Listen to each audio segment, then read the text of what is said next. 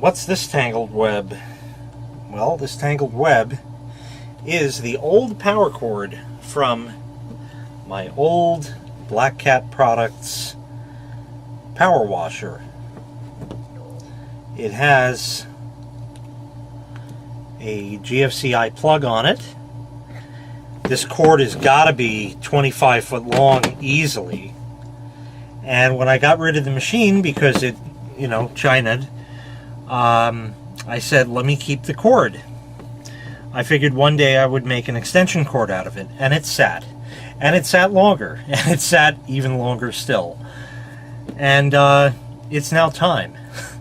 I was at Harbor Freight the other day, and they happen to have this outlet on sale. This is a Vanguard, Harbor Freight make-believe brand, male plug or female plug. They actually have the same information there.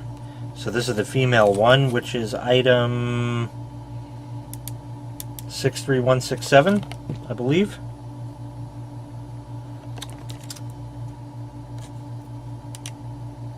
$63147. Let's open it up and see what is involved in installing it onto this cord. So we're going to conveniently throw out the instructions because we don't need that. We're going to have to take the screws out. So here I happen to have a number 2 screwdriver. We're going to loosen the clamp considerably. And that may or may not be just enough. I've seen that opening before somewhere. Whoops. I think Susan got offended. Now there are 3 screws on the outlet part of it that we'll need to take out. I may have done this somewhere in a previous life.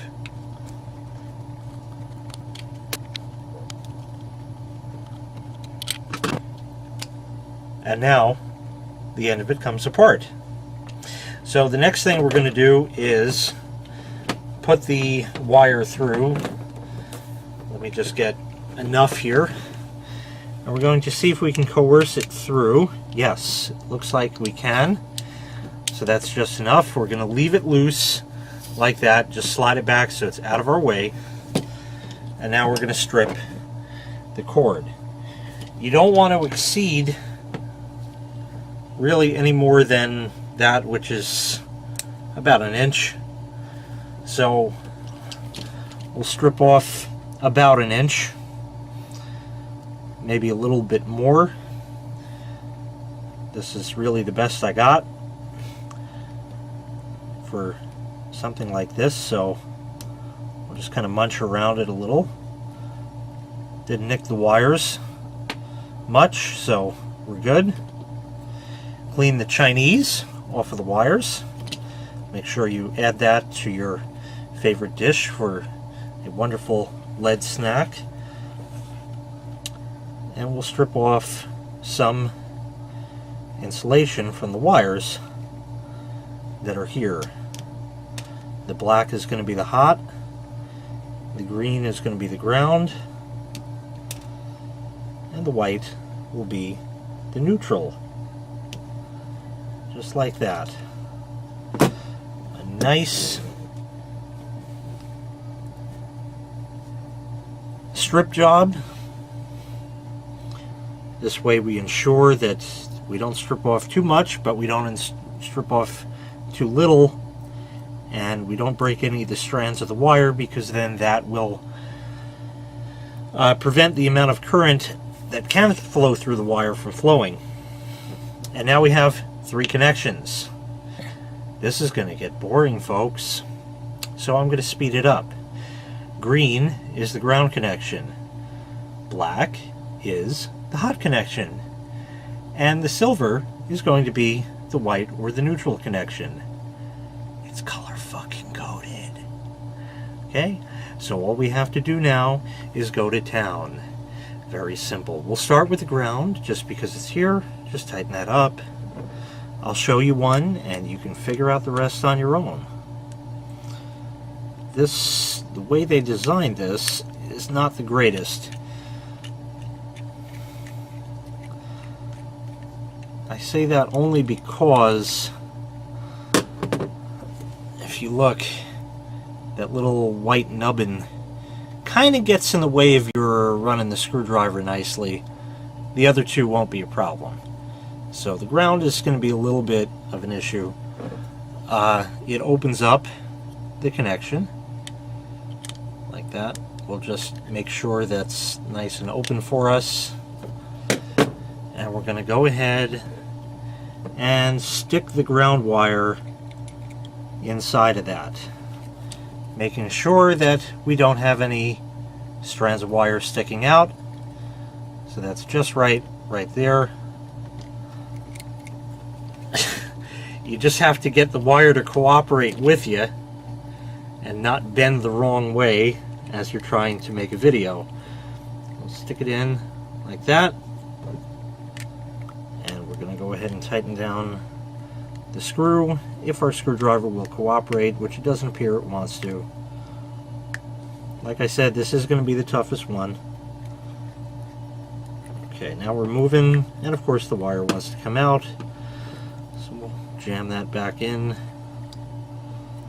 You don't want to pinch the insulation in there, because if you do, then you may not be getting a good connection on the copper itself.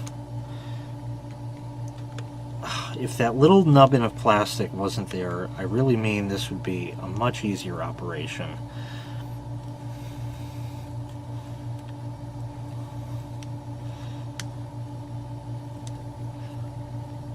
So, not bad. There we have it connected. These are going to remain rigid connections once the end part is put on. So what I'm going to do here is I'm actually going to stop recording, and I'm going to hook up the black and the white wires to their respective terminals, and then we'll put the end piece back on. Alright, let me show you the handiwork now. We have the green connected right there. Tiny drop sticks out. That's going to be normal. Black is there, and white is connected right over there. All the screws are nice and tight. Nothing will short because nothing can short, and we're ready to slide up the end part. If I did this right, we shall see no strands of wire sticking out the back. If I didn't do it right, we'll see a little bit. You want to line up that notch that was in the way with, right in here, there's two little thingamajobbers, all the while keeping everything else together. And when you do that, it will fit together and look like a plug. Okay, so that's all good.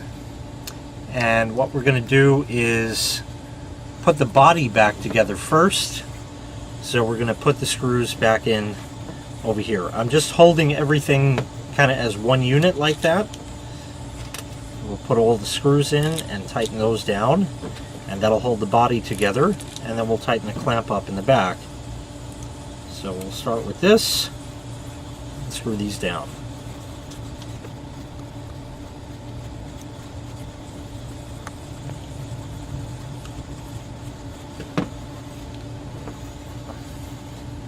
If you look, you just barely can see the strands of wire, but the back end of it is perfect. Just what we're really looking for.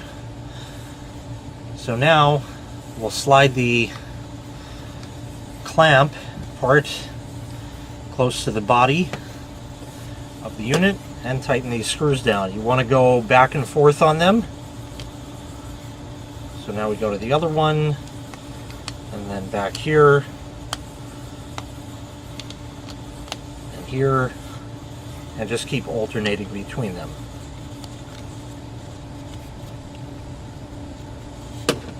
There's our finished plug, just like that, on a free 25-foot extension cord.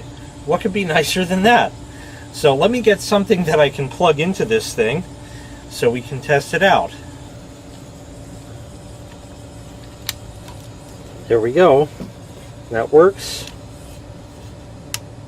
The GFCI works. So we'll leave it off like that. And over here, I'll see if I can plug this in with one hand. This happens to be a strobe light that has a regular socket and is in a plug to socket adapter, and there we go. And when I press the button here, we have power, and there we go. This socket, I believe, is rated for at least 13 amp, if not 15. I'm not exactly certain offhand. It doesn't say right here, so I'd have to actually read, but let's say safely 13 amp, which is something that I wouldn't even want to exceed on this cord, because I'm sure the pressure washer itself was no more than that, rated for no more than that. So that's it. Now I have a slightly ugly but completely usable extension cord that's heavy duty and has a GFCI. Waste not, want not. This is why when you have something that just totally shits the bed and there's no repairing it, or it's not cost effective to repair, you can still save parts from it. And for the tune of exactly $2 in tax, I got this this outlet, and I got myself a nice extension cord that might retail for 15 or 20 bucks for two. Well, that was worth it now, wasn't it? Thanks for watching. Make sure you click like, make sure you click subscribe, and take care. We'll see you next time. Bye-bye.